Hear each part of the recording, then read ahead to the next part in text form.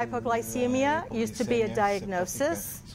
Now ketotic hypoglycemia is a symptom of the GSD 0, 3, 6, and 9.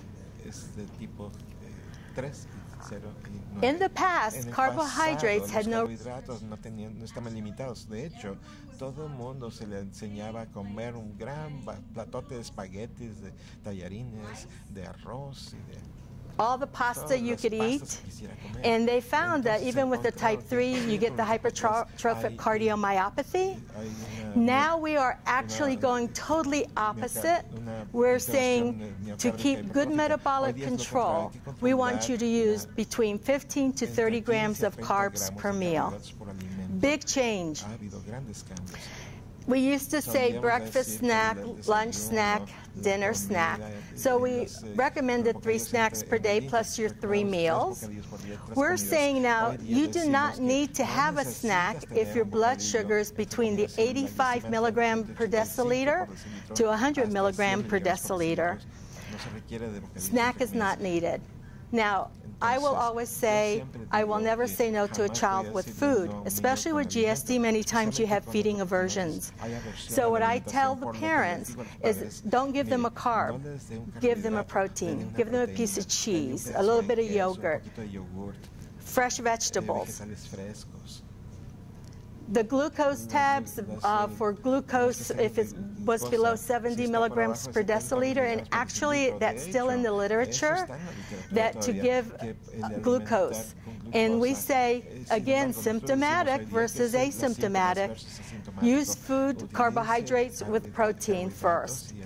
And then if it doesn't work, if it goes as low as 40, you know they're sweating, they're not doing well, absolutely do the glucose gel. So we ask, just kind of know your child. Actually, Iris taught me one thing also, is her children would say, my feetsies hurt. And that meant that they were low in blood sugar.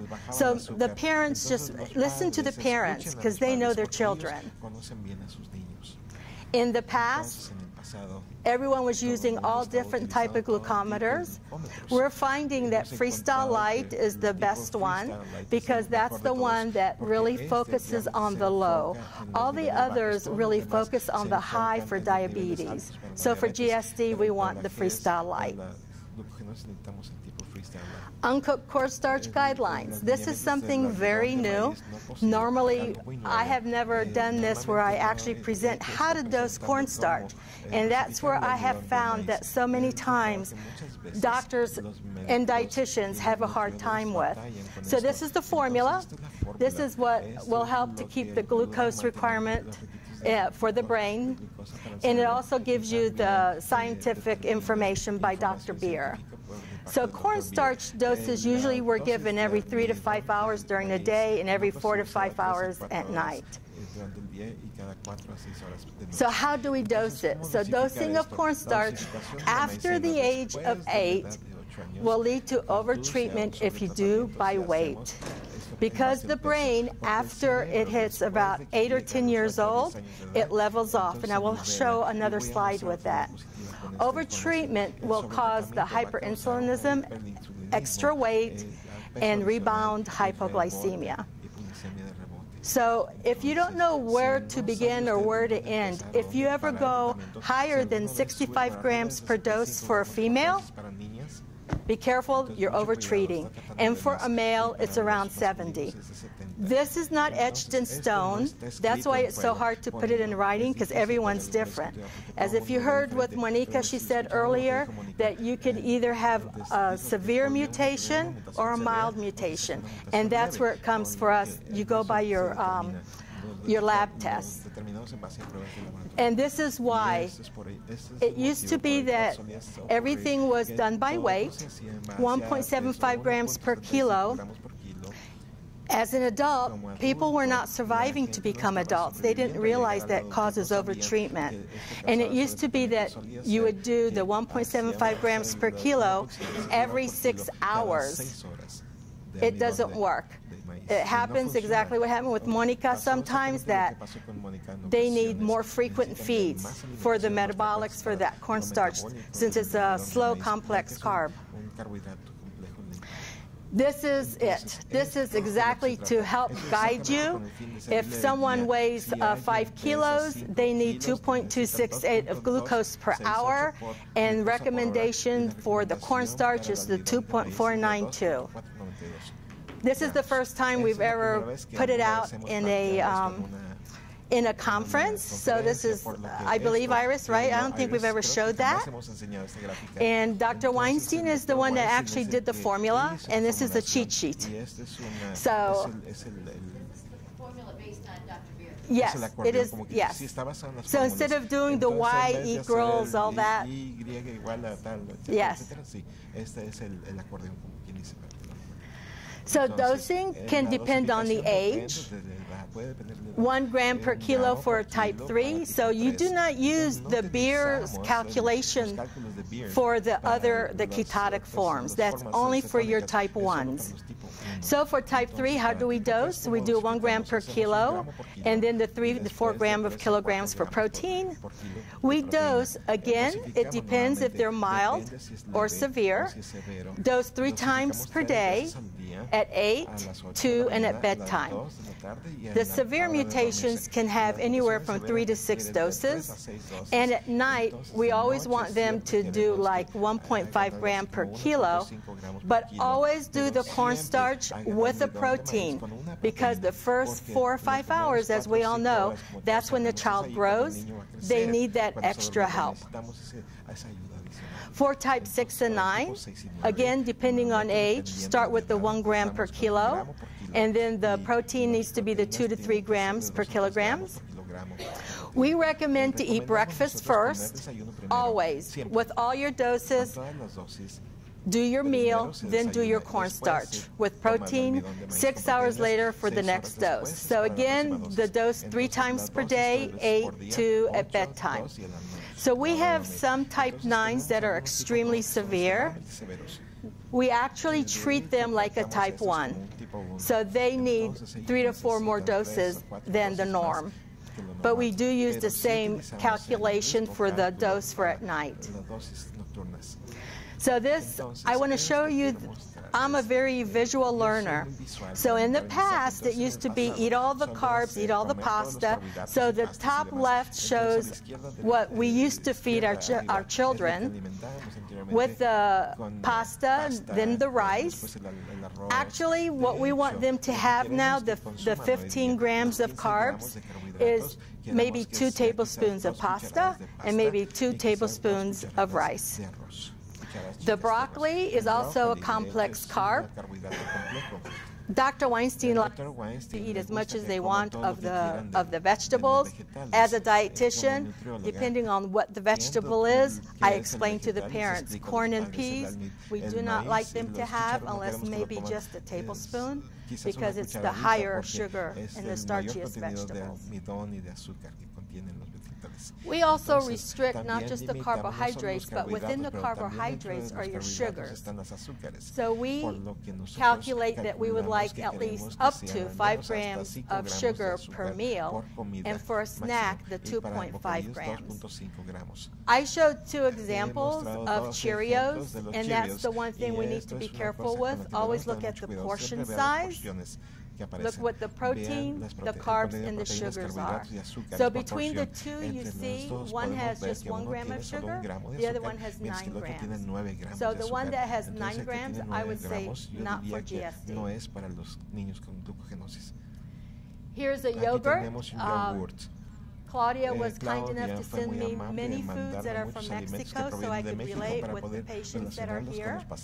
And as you can see, it's very important to know what the portion size is. On this yogurt, it has 6.8 grams of sugar. I would not give this to a child of GSD. I will show you others that they can have. But this is a great protein. So can they have it at all? What you do is then you divide it into portions. Can they have 1 or 2 if they're first learning to eat? This is something that they could have because they usually just eat 1 or 2 teaspoons. Here's your tostadas, just 1 piece, has 7 grams of carbs, 0 sugars. But I'm not sure if I mentioned, for our carbs, For a snack, we don't like to go over 5 grams. So it's 5 grams of carbs for a snack, 15 for 15 para meals, las and the comidas sugars y still los need to be less azúcares than tienen que ser de 5 for a menos de meal and 5 por comida y 2.5 for a snack. 2.5 para los bocadillos.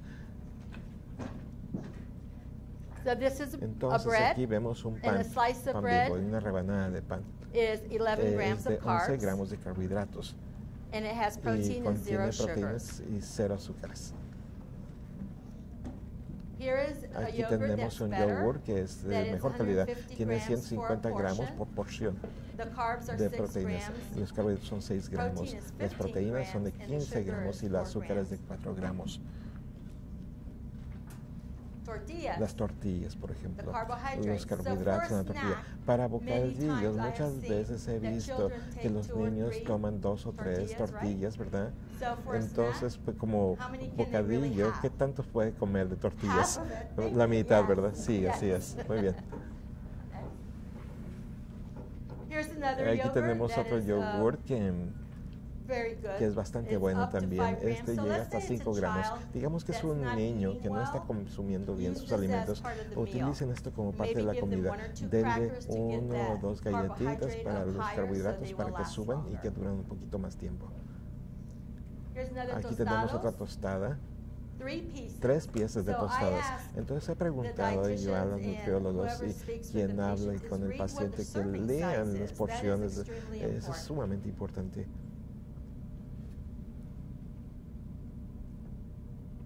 Is that the Esto viene siendo en las tostadas horneadas. tostada? Okay. The same thing, 3 Lo mismo, tostadas 3 tostadas en is este 13 caso son grams. 13 So gramos. for a meal, Entonces para una this would be comida eso perfect. sería perfecto. But as you can Pero see, como podrán ver, sometimes here in en Mexico, ocasiones I aquí en noticed México in yo he the notado que en ingredients, los it does not ingredientes list the no sugar enlistan separately. los azúcares en So forma what you need separada, to do por now lo is que read lo que the hay que hacer es leer ingredients. los ingredientes. This is also Esto también viene another siendo drink. otra And bebida as you can y see, como pueden this is the ver, American esta es la versión version. As you see, norteamericana. one Como portion pueden ver is es una one porción, bottle. es equivalente a una botellita. It has 1 gram of Contiene 1 protein, gramo de 8.4 proteína, grams of 8.4 carbs. gramos de carbohidratos You notice it y says nótese zero que dice sugar. 0 I azúcares. believe this Yo is creo from que Mexico, esto es de actually. México, de hecho. But if you see, Pero si observan it's kind of ustedes, small, queda en but letra in the pequeña, pero en ingredients los is fructose. ingredientes vemos que contiene Can type fructosa. 1 have El tipo 1 fructose? puede comer So it's fructosa, not listing the entonces no sugars here enlista in los Mexico, azúcares so be aquí en very México. Entonces aware mucho cuidado of the con food. los alimentos aquí. This is the Aquí American, vemos la same versión one. norteamericana, They have lo to mismo, list the sugar. tiene que enlistar los So that azúcares, little por bottle lo que has esa 4 botellita grams of contiene sugar. 4 gramos de azúcar. So that's very important Entonces es to muy be aware. importante estar consciente de esto.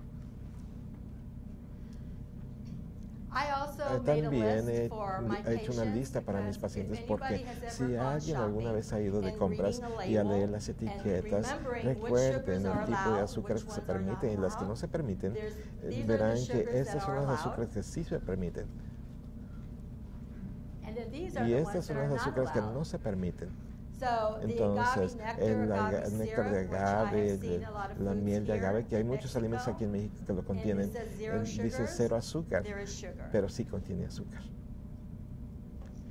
I was also asked También about me han artificial preguntado acerca de los sweeteners. Are edulcorantes they artificiales. okay? ¿Están For aceptables? GSD, Para la they are glucogenosis fine. está The bien, one that we solo do que not los que want no queremos for que the type utilicen 1 para el is tipo 1 es el sorbitol. sorbitol. El Sorbitol turns into sorbitol se fructose convierte en in the liver. fructosa en el So hígado, we do not entonces want no them to have queremos que ellos sorbitol. coman In the sorbitol. US, En many of Estados the Unidos muchos de chewing los gums, the chicles first de masticar, ingredient is el primer sorbitol. ingrediente es un sorbitol. Sugar, El alcohol are alcohol, allowed, el except azúcar the de sorbitol, like I said excepto el earlier. sorbitol, But be very los alcoholes de careful azúcar, pero con because mucho they cuidado can also porque cause también pueden llegar a diarrhea, causar diarrea, gas, gases, stomach bloatedness, embotamiento del and if a abdomen child y eats a entonces si whole un niño package of come todo un sugar-free paquete something, de alguna cosa they'll be libre in de the azúcar, bathroom van a all night. pasársela en el baño toda la noche. Thank you very Muchas much gracias for por su inviting atención, me, por su and this is invitación. a Ha sido beautiful una, town. es Thank una you. hermosa I'd like to ciudad. also thank the También team. quisiera dar las gracias a todo el equipo Thank you que very much. organizó. Gracias.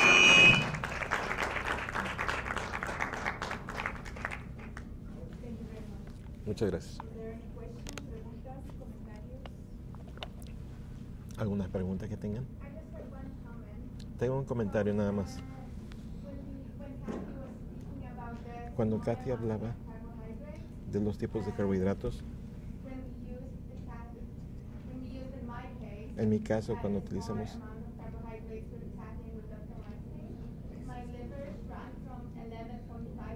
mi hígado se encogió de 11 centímetros por abajo el borde costal, a 4 centímetros por abajo el borde costal. Entonces realmente funciona mucho bien si manejan bien las azúcares. Encoge el hígado. Otra pregunta.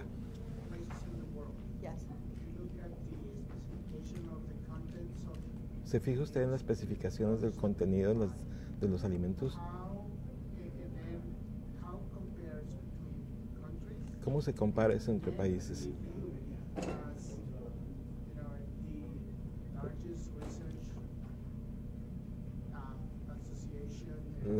¿Cómo se compara con lo que determina la asociación que vigila los niveles de nutrición en los alimentos? ¿Ustedes hacen algún tipo de cabildeo para realizar cambios en los ingredientes en las etiquetas? No. Buena idea, sin embargo, buena idea. En la mayoría de los países tienen el mismo problema, ¿verdad? Sí, son los azúcares. En Estados Unidos es muy rígido el enlistar todos los ingredientes. Y en Estados Unidos, Norteamérica, cuando enlistan los ingredientes, el mayor es más el primero. Y el de menos aparece como si azúcar, fructosa o maltodextrinas que se permiten. Si es el primer ingrediente, que contiene mucho cuidado porque no queremos guardar de más el maltodextrina porque se guarda como glucógeno si se rebasa el nivel en cantidad adecuada. Gracias.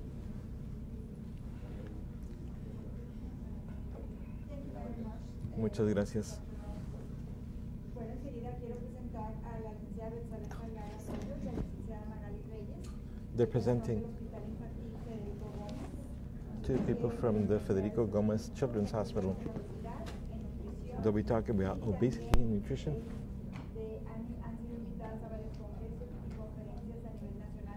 And they've been invited to speak at different conferences. Ms. Salgado Arroyo will be up first. Challenges in Mexican nutrition.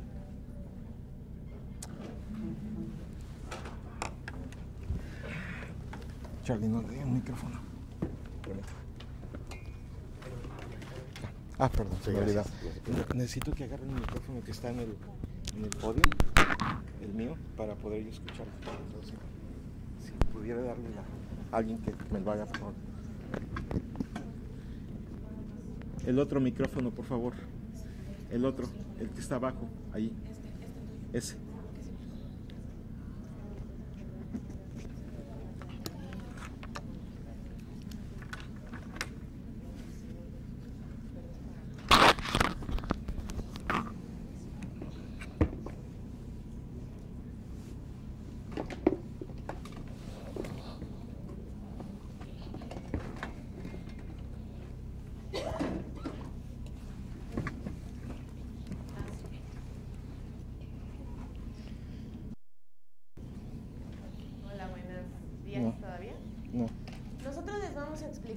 Nuestra experiencia. El otro micrófono. Sí, por favor.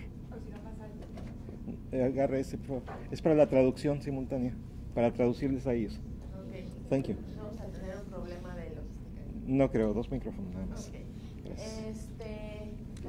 Nosotros We approximately have here been working with glucogenosis, GSD, 20 years, and we met Dr. Weinstein some 3 years ago. And we've made important changes. Last year we presented how our changes have occurred, the way we worked before, and our current challenges. We're going to present to you now how our experience and as professionals in healthcare and how we work with different types of patients. So then we're going to start with to talk about nutrition. We have to know what are the properties of nutrition. As nutritionists, we have to know what are the chemical properties and the nutritional composition of food products to know how to employ these in different patients. And so we have learned that social anthropology is a tool which is quite useful for the adaptation of the nutrition plans.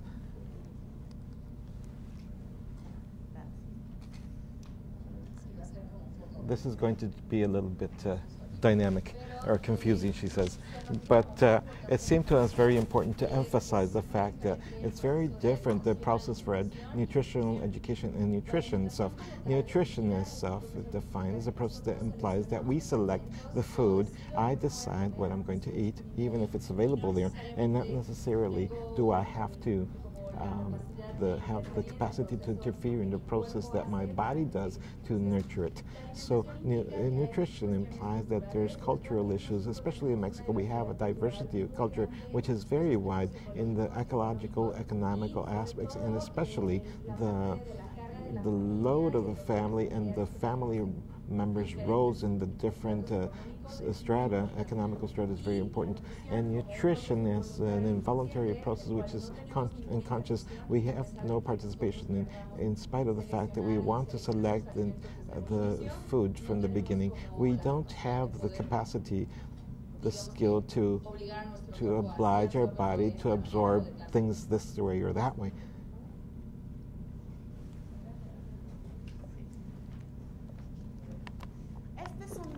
This is a map you can see here described anthropologically and geographically.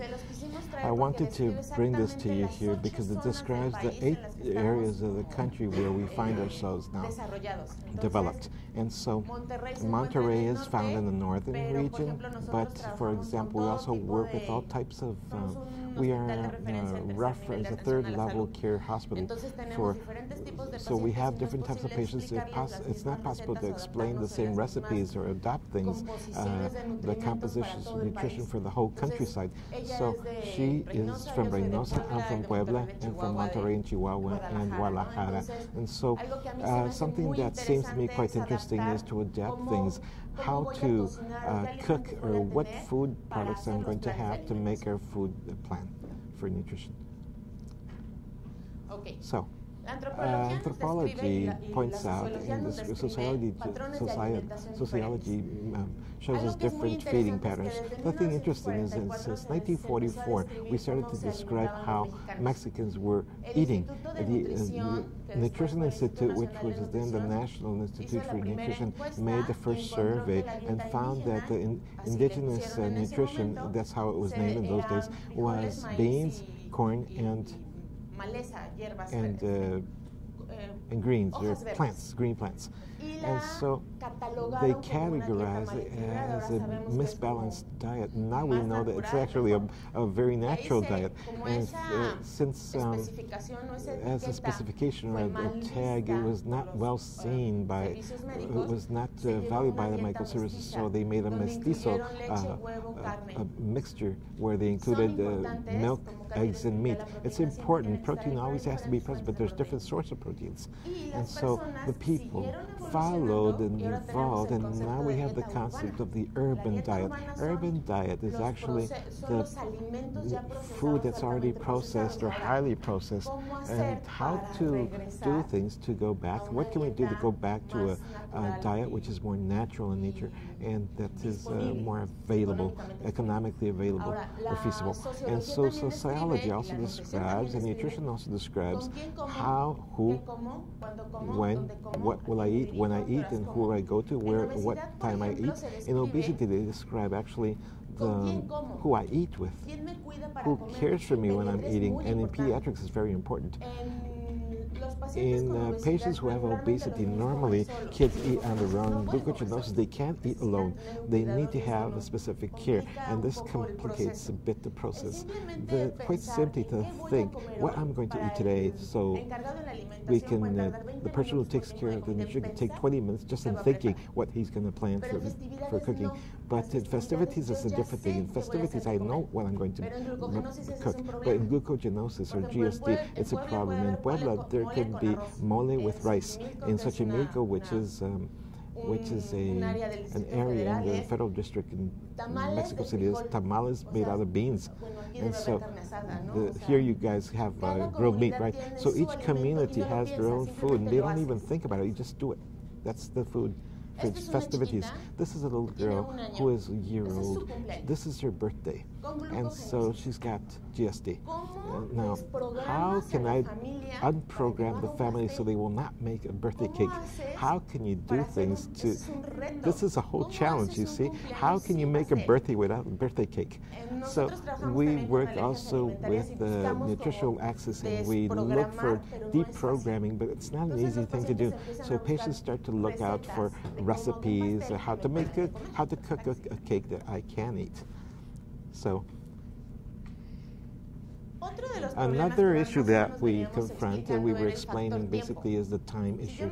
If I take 20 minutes to think, just to think what I'm going to cook, everything that you have to do to arrive to a diet, which is highly specialized, is like this. You have to design, you have to buy, you have to take time to see where you're going to buy it and what you're going to buy. If I'm from Puebla and I work in Mexico City, but I travel to Monterrey to make an assessment, I have at least idea as to where to buy things, or how much I'm going to eat, and what do I like from here. So we don't manage menus for nutrition. We actually, what we do is to explain to you, well, you're healthcare persons, but we explain to our patients how to bring out nutrition so that it can actually end up being easier. So this is a simple cook recipe for an instruction for a dish. So parents will be looking throughout internet to look and search, and if I don't have the ingredient, we'll forget about the diet. They can't make it. They have to make something else if they're missing an ingredient. So this schematic shows us a complex for nutrition. We did talk about the preparation of food products, which maximum will take 2 hours and a half.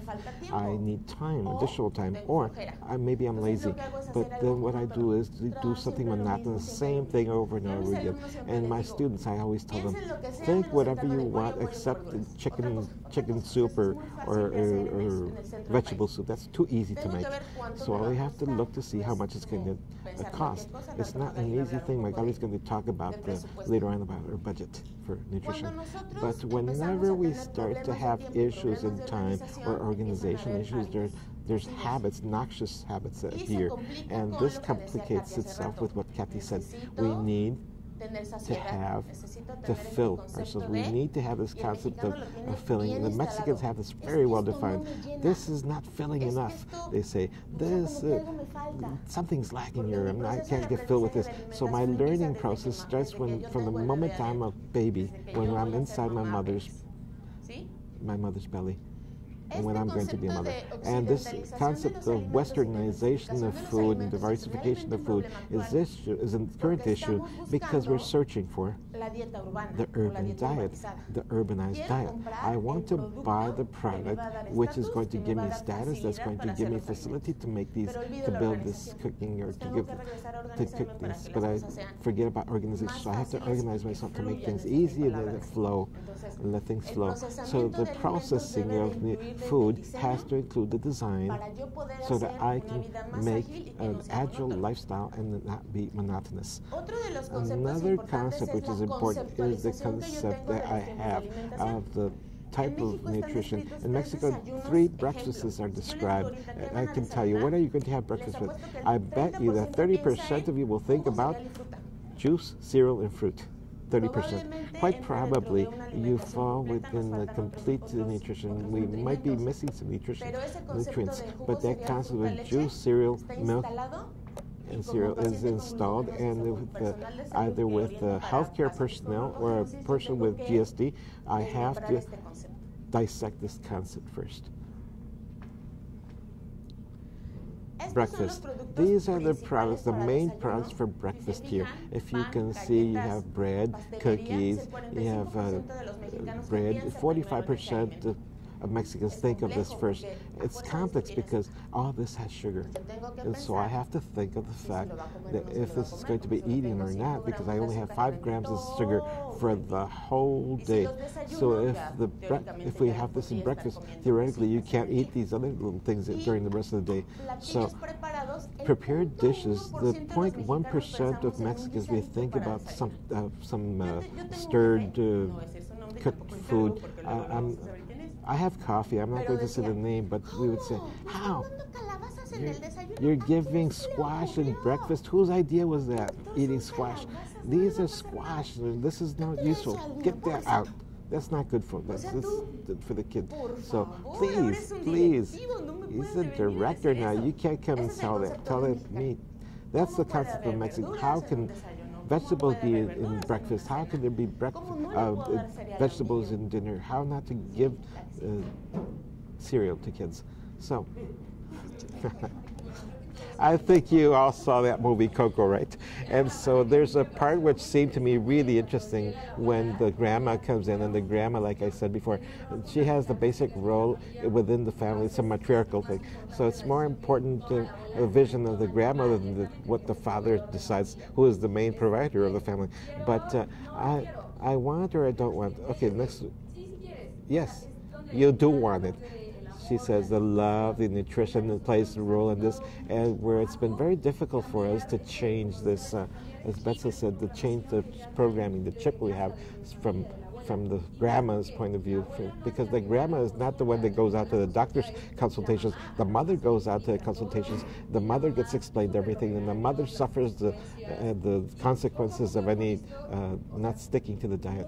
But in very few families have we ever tried to integrate completely, and we always say that we have a boycott in the family, a boycotter. It's usually the grandma, because hidden, poor kid, he's sick, give him this. And so, as Kathy explained, there's many things which are restricted, and when I had the opportunity to learn from Kathy, I said to myself, well, it's really cool, but truly, the cultural level here is very difficult to change it, and that of our patients, because since we're a third level hospital, patients come in with the socioeconomical level, which is truly, we have mothers who can barely read and write.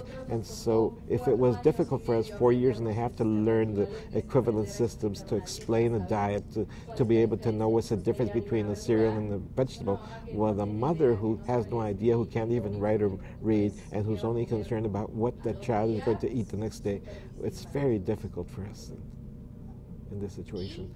So what we've seen going on in our consultation is that the mother has the role of the one who punishes. She's the bad one. She's the bad cop, as they say. She makes the kid sad, gets him mad, and scolds the kid. But the father has a supplier role who gives the economy.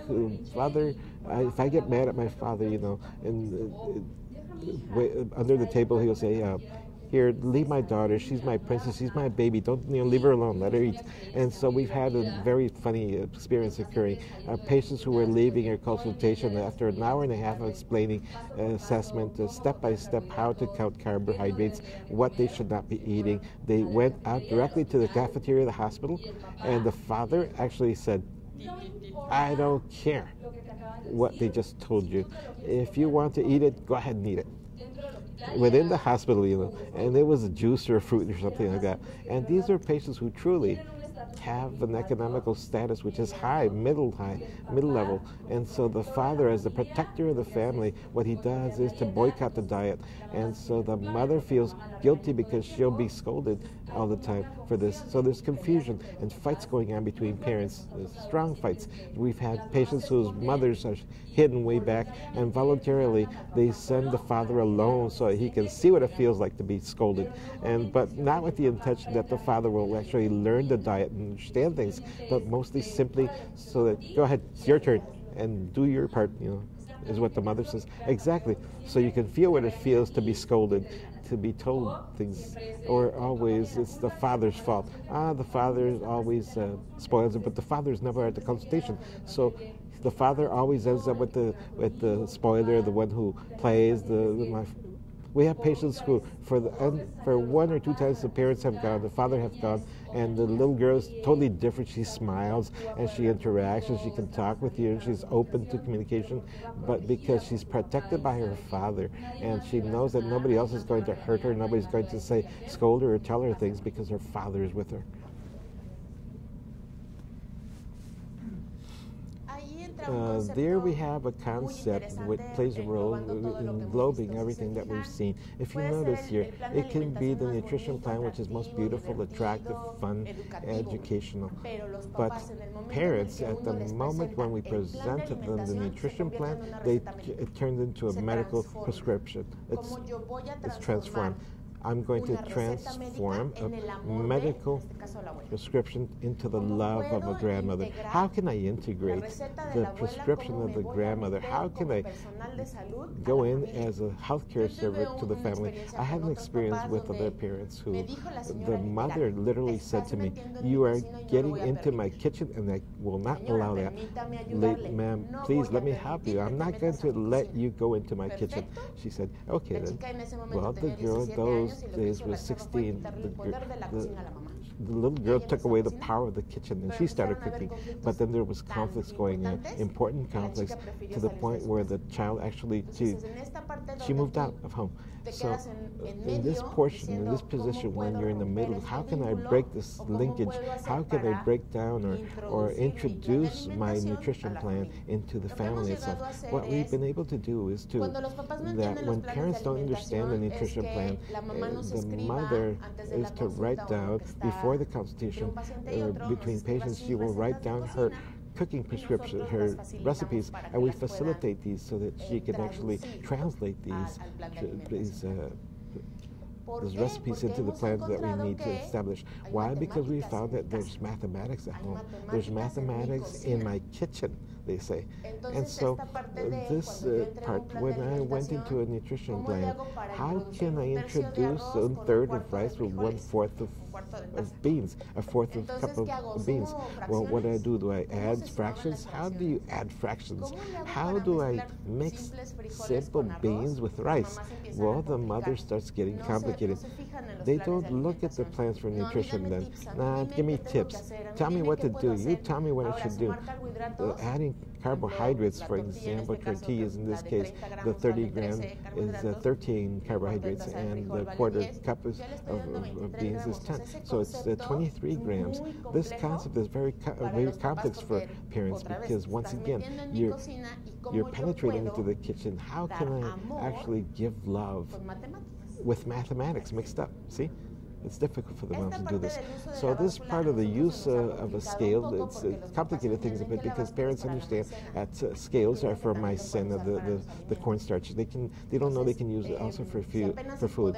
If we can barely count carbohydrates, we'll make them weigh food products. It's difficult because there's losses, without losses, cooked, uncooked, etc. It's a process that slowly they start acquiring it.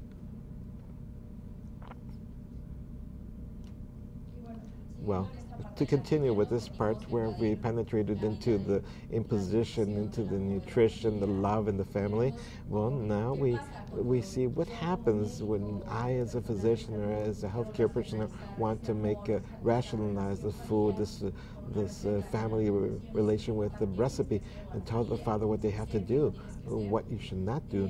And how are we going to satisfy the appetites if they're prohibiting that which I had always eaten in all my life? In this case, for example, we met Dr. Weinstein 3 years ago, and 3 years ago our patients were eating fruits, our patients were eating candies in small quantities. They would drink milk, and in reality nothing would happen.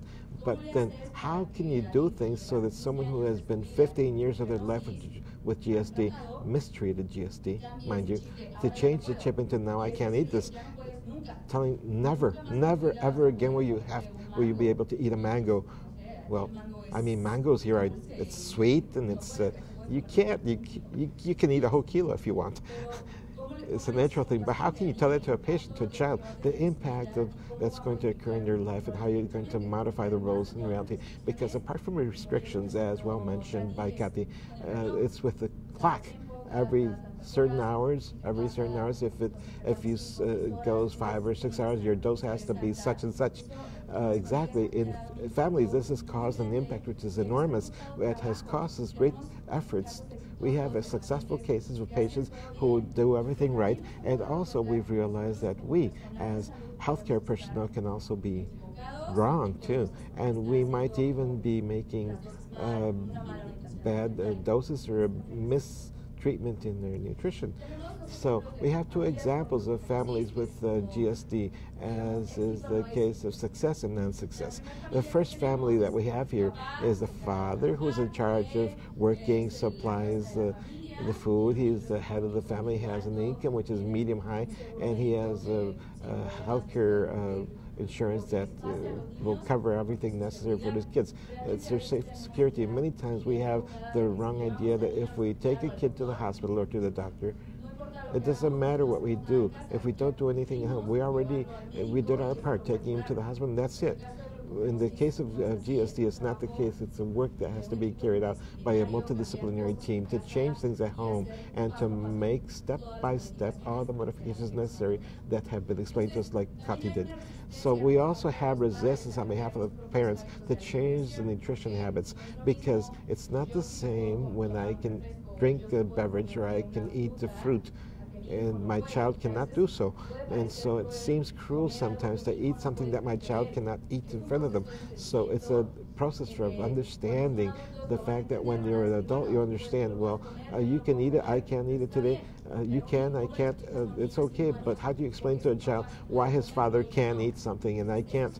So these changes are very, very difficult to carry out in families, especially when the father is overly protective. And with these patients, we've not been able to obtain metabolic control, even with all the money in the world. They have all the facility to have access to foods of any type without sugar, sugarless, or everything mentioned that is allowed. We don't have a metabolic control because there's someone in the family who is not helping out, and in this case, it's the father. Another case that where we have the greatest success and the most beautiful one is a family where there's two brothers. The patient with GSD, 1A, who is the oldest sister. And so the oldest sister has a role as the example for the whole family. And so she's taken by both parents. The father has gone on 13, 14 years, maybe 2 or 3 times only. I've seen him only once. The mother is the one who heads the child rearing and the nutrition and everything. Anything happens to the little girl is her fault. Income is not so high.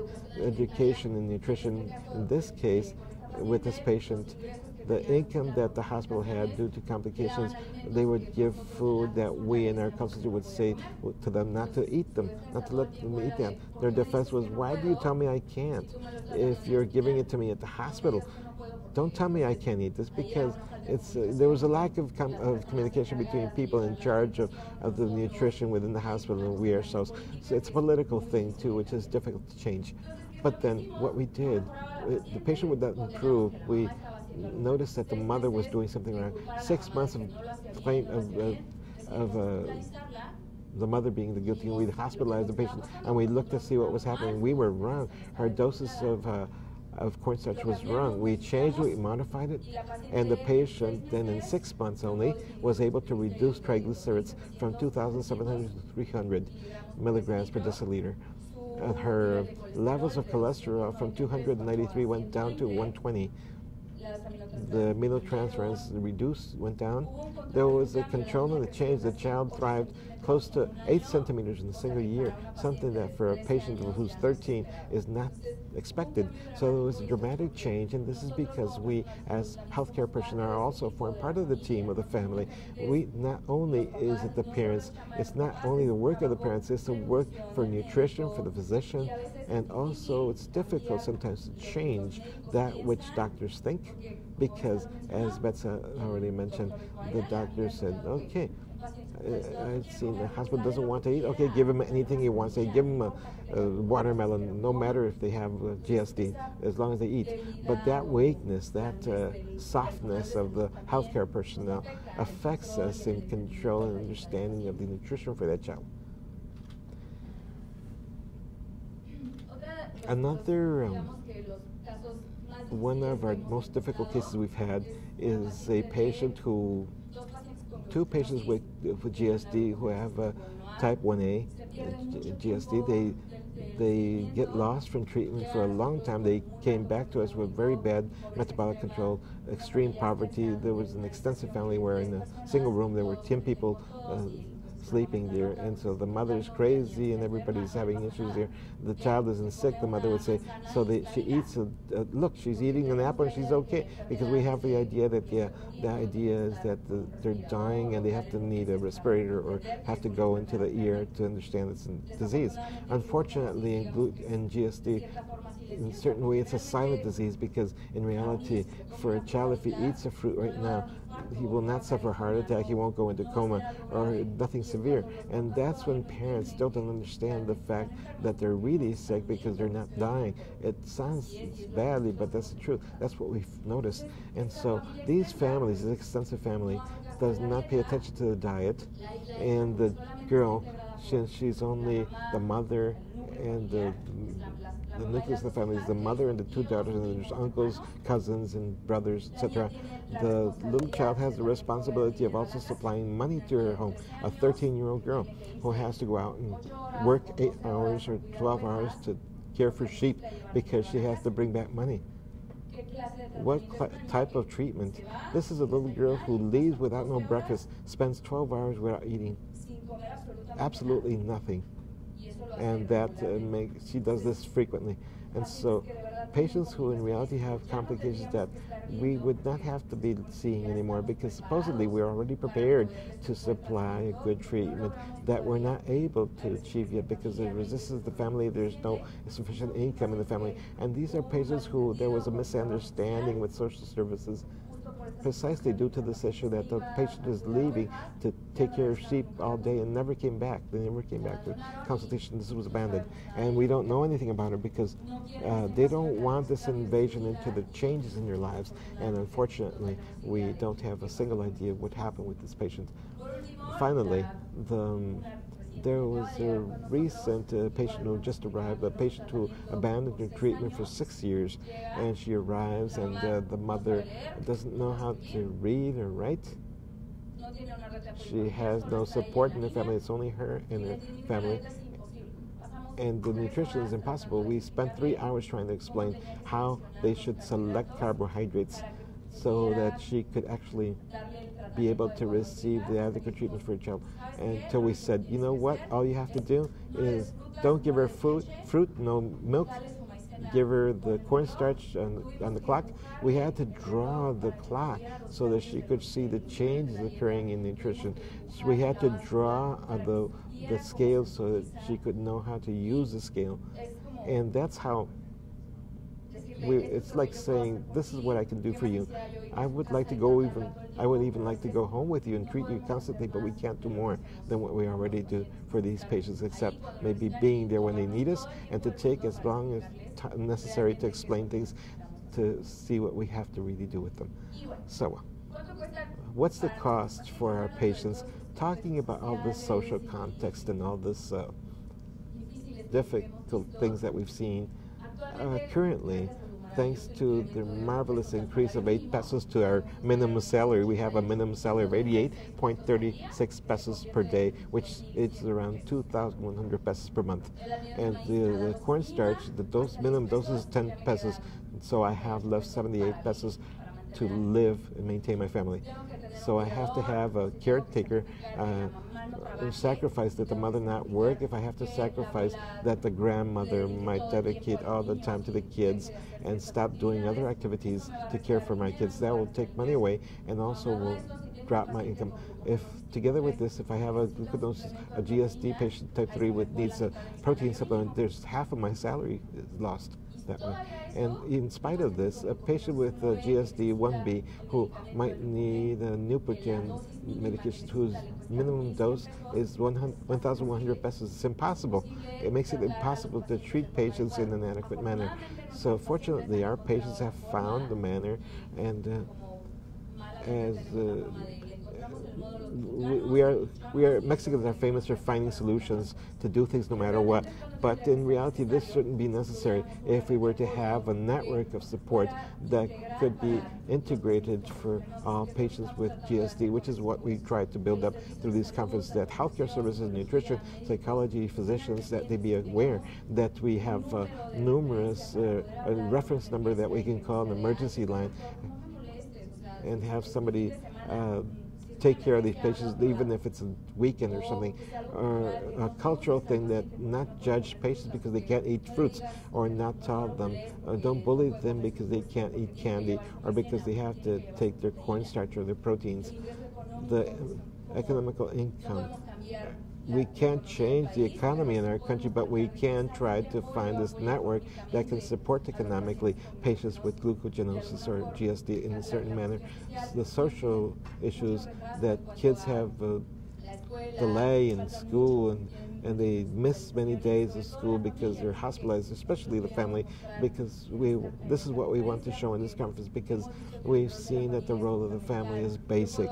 I can do and many things to explain and do everything is necessary to explain the treatment, but if the family is not involved, if the family doesn't change, there will be no real impact on patients. And also GSD is a family disease as such. We can't tell the patient that he can't drink soft drinks, and if you have a 2-liter Coca-Cola bottle like every Mexican family has on their table in all of Mexico. So it's a network, a support network that we're trying to build slowly but surely, and to look at the changes that we can achieve in the long run. And I think that's it.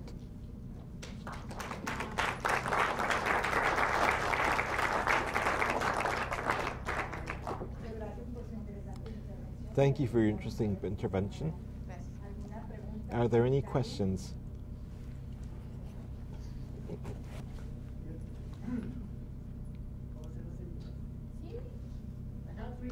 Tengo 3 preguntas. Las primeras 2 son para ambos equipos y la última es para usted en particular. ¿Okay? ¿Han intentado alguna vez tener un experto, un chef experto, quien en forma experta construya una dieta específica para esos pacientitos?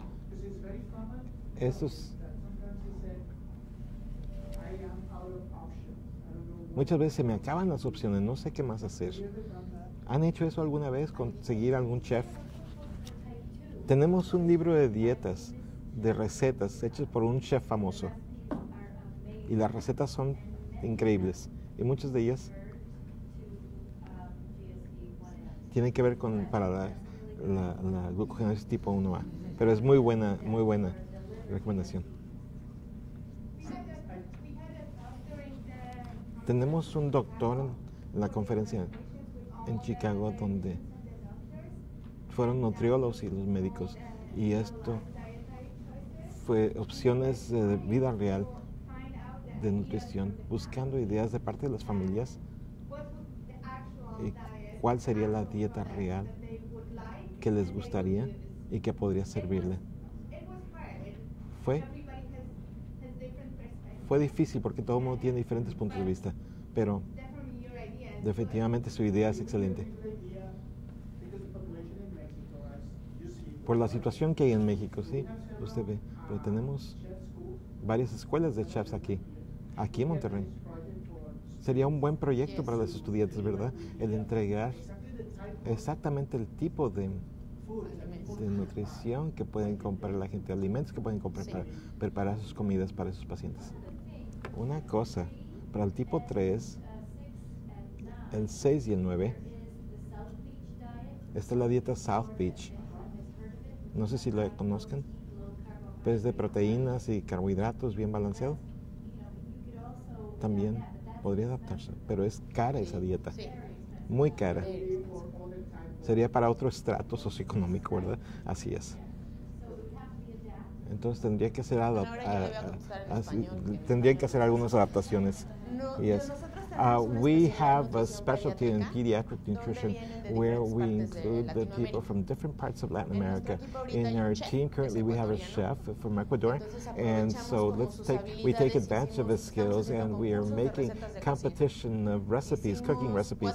We did 4 types of cakes due to this picture. This motivated us to the picture we had here. This broke down the challenge. The challenge was to plan a birthday party.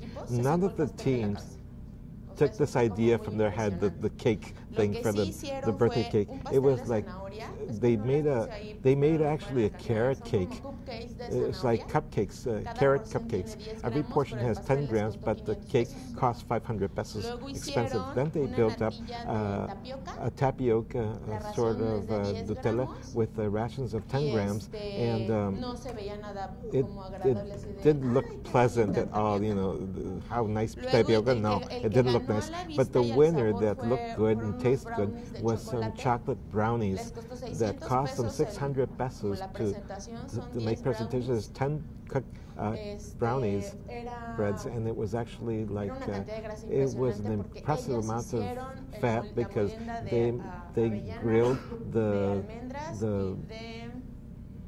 they grilled all the nuts. There were 3 types of nuts that they grinded down, and for me, the real true winner, but you would want more. That was the problem with it. It was so good, you wanted more. Can I have another little piece? You know, and that's a problem because for me, the winner was a avocado pie, whose portion was 6 grams of carbohydrates, which is really filling. It was more or less the size of my cell phone, a bit smaller maybe, but it was very filling. And when I tasted it, it would fill you so well. It was so delicious, 0 sweet. And you would say, thank you, that's all. But it's always high in fat. So we have been working on this with our students in this part of sensitizing. It's not an easy thing to do. Yes?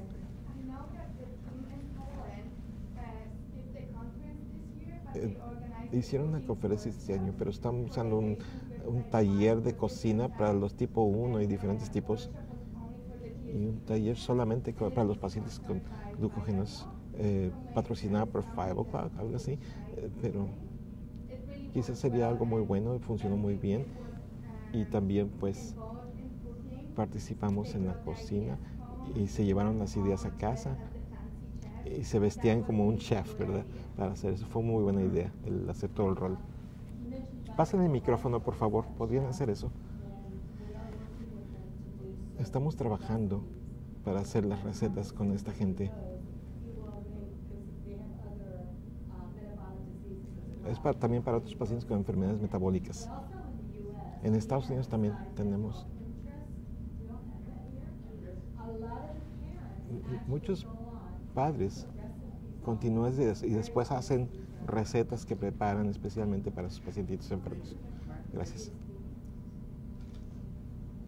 Si van a continuar, denle el micrófono. Gracias. Mi segunda pregunta. Le agradecería que se lo pase a los que vayan a contestar. Gracias. Mi segunda pregunta. Basándonos en el hecho de que los padres quizás no sean los mejores que trabajan del mejor interés de sus niños al trabajar en favor de lo mejor para los niños. Muchas veces he platicado con Alejandra y con otras personas y sucede que el apoyo de los psicólogos dentro del grupo, ¿cuál ha sido su experiencia? Eso también es algo muy cultural, ¿sí? Es muy típico cultural. Han dicho que es muy difícil convencer a los padres para que hagan lo que deben estar haciendo, pero al mismo tiempo son responsables de todo aquello que les va a pasar a los niños. Por lo que en Estados Unidos y Norteamérica existen muchas leyes realmente que de cierta forma protegen a los niños. Si hacen algo mal, le llamas a Child Protection Services, los servicios de protección, al DIF, digamos, y llegan y ofrecen alguna atención. Nosotros no tenemos esta cosa desarrollada aquí, por lo que, ¿qué piensan ustedes? ¿O alguna vez ustedes han realizado un programa mediante el cual se hace algo así? ¿Qué clase de mensajes se transmite? ¿Es a través del equipo o del psicólogo que les da seguimiento a los padres para que ellos puedan ayudarles a entender la importancia que tiene el dar seguimiento a las recomendaciones que les han hecho para la mejora de sus niños? Sí lo hacemos. Alguien pase el micrófono, por favor. Sí lo hacemos. Gracias, Kevin. Si tenemos un psicólogo en la universidad y nos está disponible en caso necesario, pero tiene razón, depende de los padres esto. Nosotros lo que hemos visto es que si no están haciendo lo que les pedimos que hagan los padres, muchas veces Iris o Mónica acuden, llega Iris y les enseña la resección del hígado de su hijo y entonces les explica uno, mira, si no quieres que tu hijo pase por esto, que le pasó al mío, por favor, usa las recomendaciones. Y creo que en ocasiones lo visual, y yo no sé, yo creo que el estatus económico realmente no importa, no afecta. Para mí es enorme el poder decirle, tu hijo lo van a tener que operar y por consecuencia, si no dejas de hacer tal o cual cosa, o si no sigue tomando alcohol o con ciertas conductas, eso es lo que va a pasar. Miren, quizás también podrían añadir el argumento económico, diciendo que si el niño recibe la atención que requiere, va a poder ofrecer más dinero para toda la familia a lo largo porque va a poder trabajar y esto ayudaría de cierta forma. Solo quiero decir una cosa aquí. Cuando tomé este trabajo, cuando ocupé este puesto, le pedí a mi hijo mayor qué era lo más importante que podría yo enseñarle a las familias. Como un adulto de 20 años me dijo, enséñale a los papás que no proyecten sus temores ni sus deseos en los niños, porque ellos no saben otra cosa. Entonces, muchas veces un padre insiste en comer un chocolate dulce para el día de su cumpleaños, pero para el niño quizás no lo quiere. Es el deseo de los padres que comen eso. O el papá está muy temeroso cuando la glicemia del niño anda de 45 y realmente el niño no tiene miedo, no siente nada, solo quiere arreglar el problema. Por lo que entonces definitivamente es algo que un psicólogo podría ayudar a los padres para que entiendan. Cuando he visitado a los pacientes en el hospital, ese es uno de mis trabajos, el evaluar lo que está pasando y también darle guianza o lineamientos para cómo arreglar la situación. Pero sí es un problema que no es de pequeño de naturaleza, es social, es emocional y también es la relación que existe, incluye todo ese problema. Yo quisiera añadir también, con lo que acaban de decir mis colegas, el hecho de que el tipo 1 no les gustan los dulces. Ahora, cuando están pequeñitos, y si se les enseña de parte de ustedes desde ahorita, probablemente van a ver la diferencia, no importa el estatus socioeconómico. Sucede que los padres saben que no deben dar frutas, ¿por qué llevarle a la casa? Si saben que no van a dar leche, ¿para qué llevan leche a la casa? Y cuando el niño crece, a ellos les va a gustar lo agrio, les va a gustar lo salado, les va a gustar lo chiloso, las salsas picantes. Es sorprendente, pero tiene razón. No le piden al niño, los padres están acostumbrados a la abuela, ¿verdad? Entonces tienes que comer cosas dulces, es lo que te hace feliz. Pero si se les enseña desde chiquitos, yo he escuchado a niños, a los padres, muchas veces les ofrece un dulce y dicen, no me gusta. También otra cosa que se puede hacer desde el punto de vista de los médicos es utilizar el apoyo social, el apoyo de la comunidad. Por ejemplo, si tienes un paciente que le está yendo muy bien y sigue la dieta, quizás podría programar esa visita con el paciente, que los pacientes que visiten conjunto con los pacientes que no les está yendo bien, se pueden juntar en el pasillo y platicarse entre sí, motivarse. Podrían formar una red de apoyo. No creo que todo el mundo no tiene acceso a Facebook y a grupos de apoyo, pero podría servir para apoyarse entre sí los pacientitos. Solo para construir en base a lo que acaba de decir Monique, yo tengo algunos videos que hoy día guardo en mi teléfono y los comparto con los padres quienes no sienten que su hijo tenga la capacidad de tomarse la glicemia o medir su almidón de maíz o meterle agua a un contenedor y mezclarlo. Tengo videos de niños de 4 y 5 años que lo hacen solitos y los padres como que se quedan sorprendidos porque cuando el niño ve este video voltea a ver a la mamá y dice, yo quiero hacer esto, yo puedo hacerlo. Ven a otros amigos bebiéndose su almidón de maíz que antes habían estado, se tuvo un ácido gástrico metido porque se negaban a beberlo. Ven a otro paciente, como dijo Monique, que está programada al mismo tiempo. A partir de ese día en adelante, ese niño se va a beber su almidón de maíz porque vio un coleguita que lo hace lo mismo. Esos niños están tan aislados porque la enfermedad es tan rara que no tienen ejemplos a seguir. Entonces, cuando ellos socialmente se juntan, pueden aprender entre sí. Los padres y también los niños lo hacen. Gracias. Y mi tercera pregunta es, un momentito. existe una forma. Han mencionado algo muy importante. Han pasado muchísimo tiempo. Voy a decirlo en español, ¿sí? You guys, you are making a big effort to try to teach families how to do things, and this problem of cultural and educational problem makes it very difficult. After 3 hours and not having success, that's not good.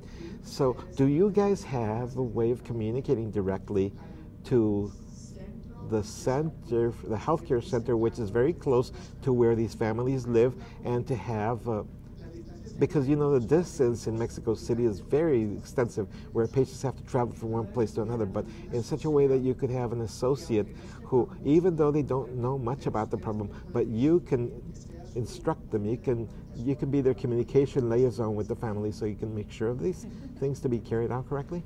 Yes, it's a question. We have, I think we've had 2 or 3 years trying to build up this connection, this liaison. But the problem that we've confronted is that the fact that many times, maybe it's wrong that I say it, but the Latino mentality avoids that we open up these connections because maybe I'm the physician here in charge. You're going to come in and tell me what to do? Even if you're the expert or you're the father, why are you coming in here trying to tell me what to do? And in my case, why? Because why is a nutritionist going to tell a doctor what to do? So we had a very difficult case occurring one time, some few days ago. A baby with a GSD died because the parents were precisely out of town, very far away. The physician didn't know what to do. They were so scared they didn't channelize that child.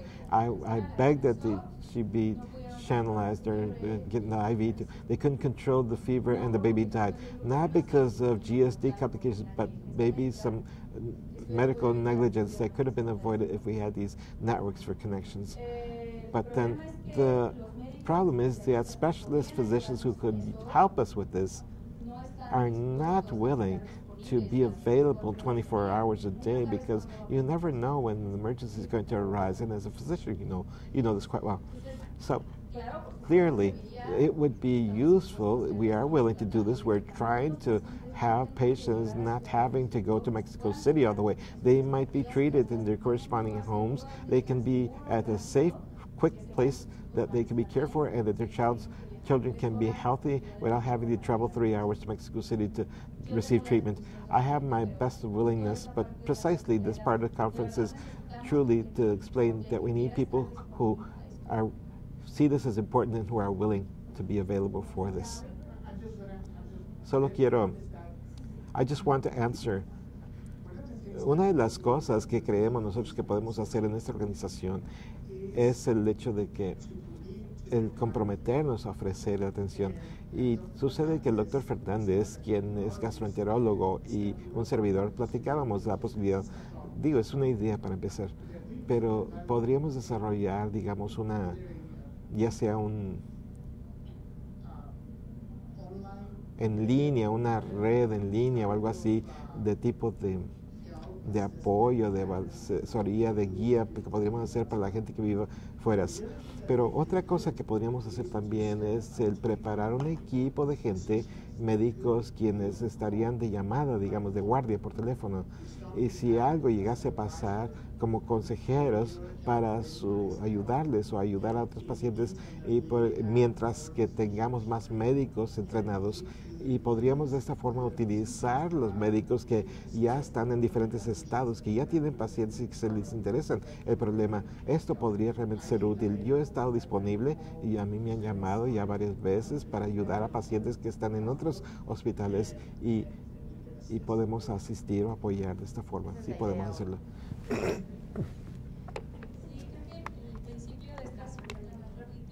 Yes, I think that the basis for this conference was actually to create a network for connection, to train physicians in the different states of the country who can help us.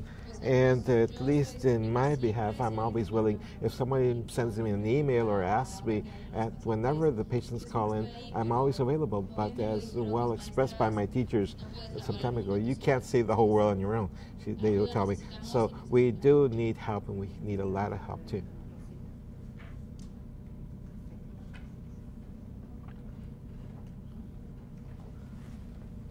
Well, my question is focused for both teams. In fact, is the telemedicine. Have you used some type of technology to consult patients either directly from your homes or in some other hospital which is distant, accompanied by a physician? Have you done so? Have you not done so? And if so, what has been the result of this type of technology application that we know that has been growing and will be growing in the next 10 years, which is the future?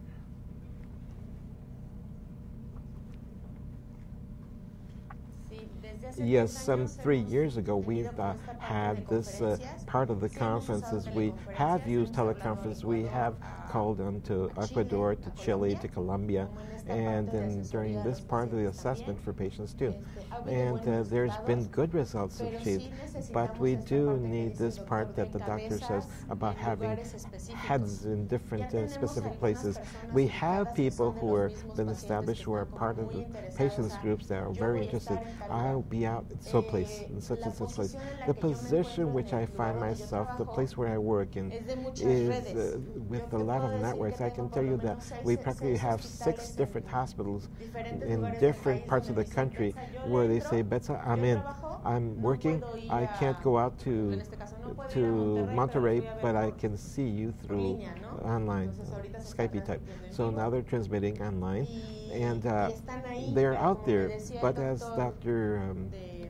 the doctor from Monterrey said, Dr. Sergio said, you see, I might see 3 or 4 patients now, I'll never see them again. That same thing is told to me by people from doctors from San Luis, from Morelia, from León. They are willing. We know that there's more patients out there. That they've not been diagnosed, and this part of the network is starting to grow, but it has been done, yes. But we need to make more diagnosis. She clarifies.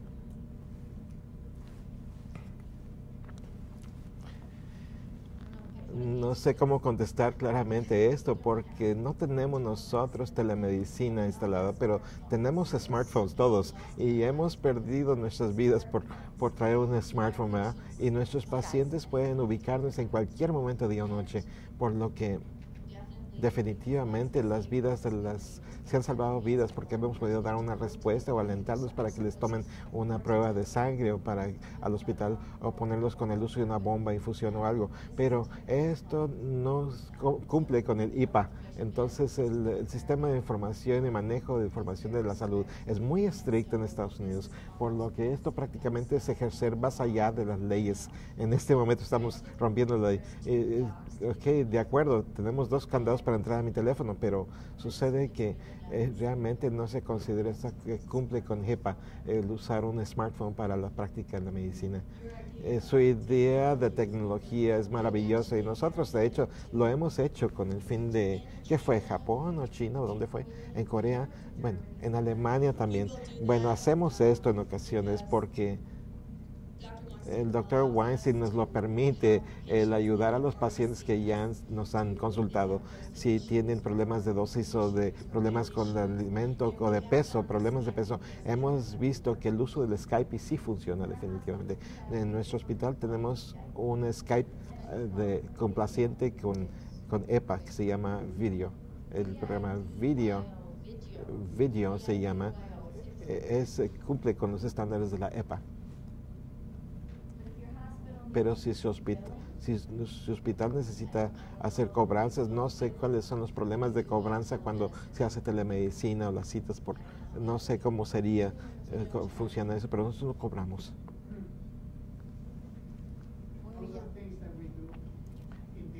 Esas son las cosas que hacemos en ese escenario.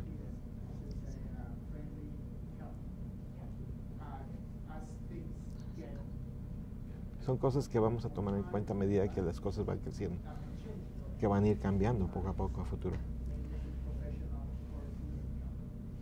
Por muchas cosas que van a manejar por cortesía profesional. Just a quick comment. During this portion of our portions with low socioeconomic levels or extreme poverty patients, what has worked for us is that text messages. If they don't have enough to see a conference, or we do have a patient who a patient who said, Betsy, I've not been able to get online. I can't load money on my phone. But whenever I have an issue, she says, write me and tell me, call me. So we're also available to call them when they don't have enough money in their phone to be able to make a phone call. They can send a text message and we will phone them back.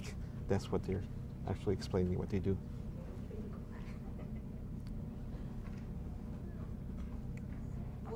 Very well. More than a question on my behalf, what I want to tell you is that there's a lot of disinformation. I'm the mother of a patient with GSD, and so suddenly you find that you get to the hospital with your child and the doctor says, well, I don't know what he has. I don't know what he's suffering from. What does your child have? They asked, what's wrong with your child? Well, what symptoms are there? Well, he's got this or that. And what is that? What is GSD? The doctor asks us what GSD is. And so that's when now and then, it just happens that I find that there's been 3 physicians who were able to give me information about my child's disease, one in León. But to get to León, we had many years to go through before. And they were interested in my child when he was 1 year and 8 months. But a doctor who would say, what's wrong with your child? The doctor would say, I don't know what's wrong. We need to make a biopsy. I see them quite well. Your baby is okay. There's no issues there. But then we said, well, we're going to make a biopsy. And then I was negative to it. I was rejected. But then when they told me that the baby had GSD, I said, what is that? But then I came to Mexico. The same doctor who discovered this sent him out to Mexico City for a diagnostic, and the diagnostic was established. But what does one confront there? We are told many things that we don't know about nutrition. And to all this, my boy is 22 years now, but I found this child who communicated with him, and they too have made a link between themselves. And now, till now, I start to see how he should eat, what amount should be given, etc. But there's a lot of misinformation because we struggle, and sometimes we don't even know how or when or where, but we are lacking information for parents and for doctors too. You see, this is part of a network. I can tell you that in 20 years at the hospital, we've seen 45 patients only. From the moment Dr. Weinstein came, this duplicated practically. We started seeing the double amounts.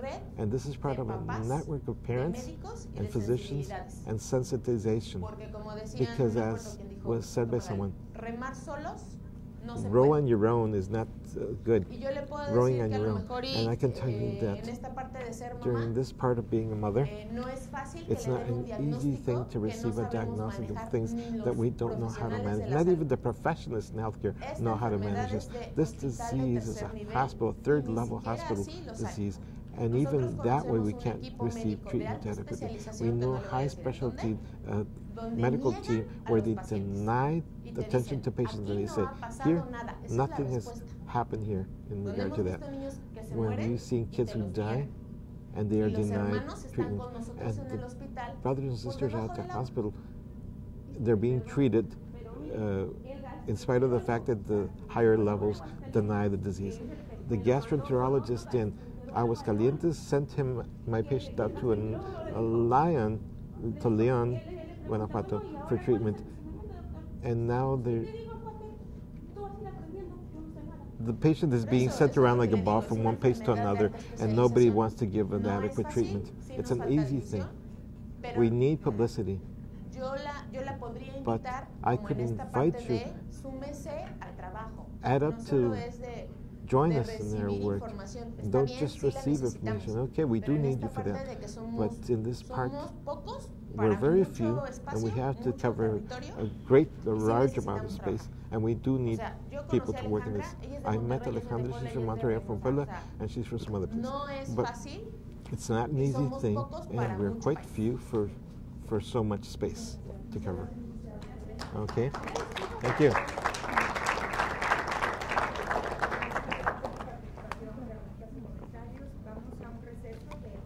We have a 30-minute break, and we'll be right back in 30 minutes. Thank you.